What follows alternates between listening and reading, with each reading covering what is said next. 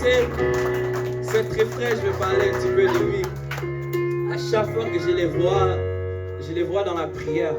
Ça fait pas longtemps qu'il vient à Montréal, non? Mais depuis qu'il est venu, il s'implique dans la prière. Il s'implique dans l'équipe de l'évangélisation, des intercessions également. Il est pas mal partout, amen. Donc, sans plus tarder, nous allons inviter les frères Mac.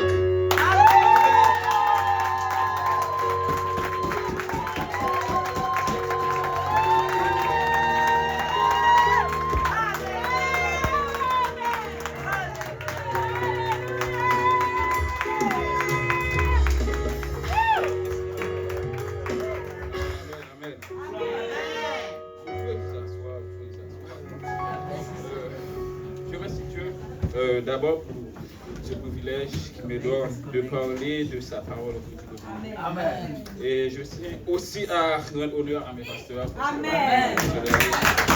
Et je suis aussi pour servir ma famille. Volume, s'il vous plaît. Amen.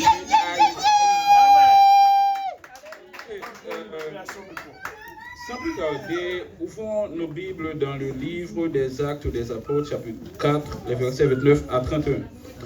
Okay.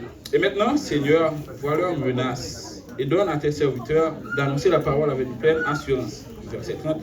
En étendant ta main pour qu'ils fassent des guérisons, des miracles et des prodiges, par le nom de ton saint serviteur Jésus. Verset 31.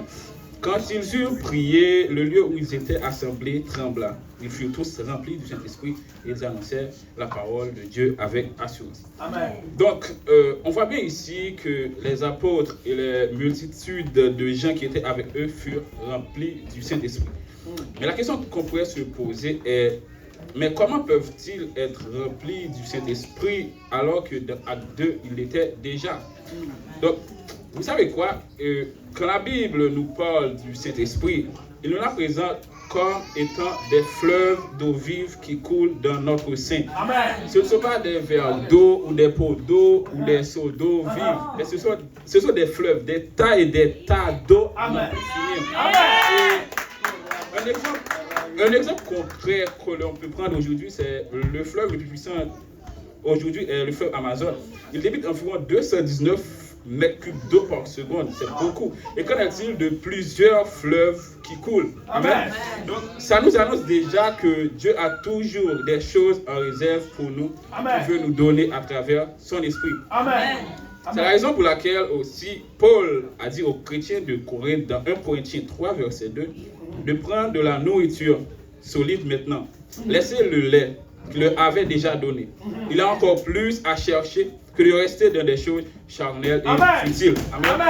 Il est temps de passer à des prières comme « Oh Seigneur, j'ai péché hier, j'ai péché aujourd'hui, oh pardonne-moi, pardonne-moi » à des prières comme « Seigneur, que veux-tu que je fasse pour toi ?» Amen.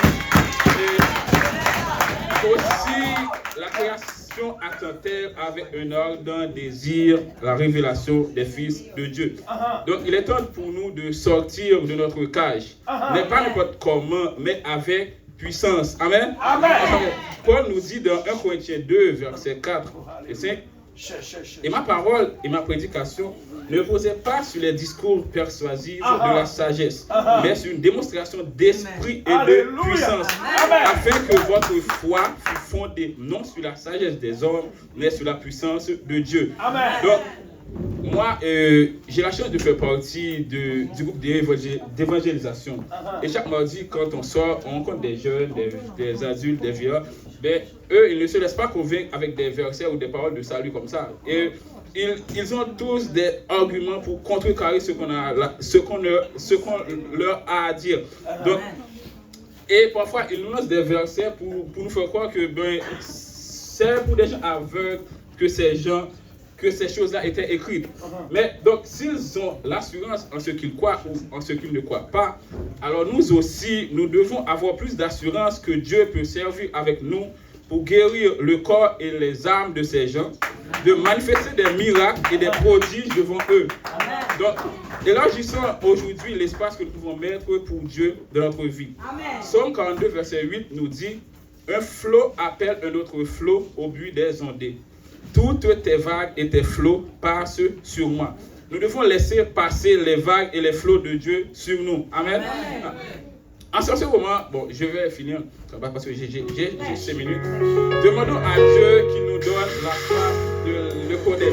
Il nous donne la grâce d'élargir nos temps de prière. Donc, si on faisait 5 minutes,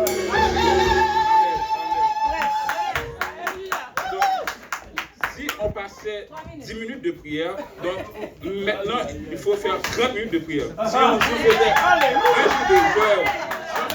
on faisait un jour de jeûne, maintenant c'est 3 jours. Si il y a 3 jours, 7 jours, si il y a 7 jours, 14 jours, si il y a 14 jours de méditation de sa parole, et nous verrons que les guérisons, les miracles et les prodiges ne manqueront point dans cette vie. Que Dieu vous bénisse. Merci.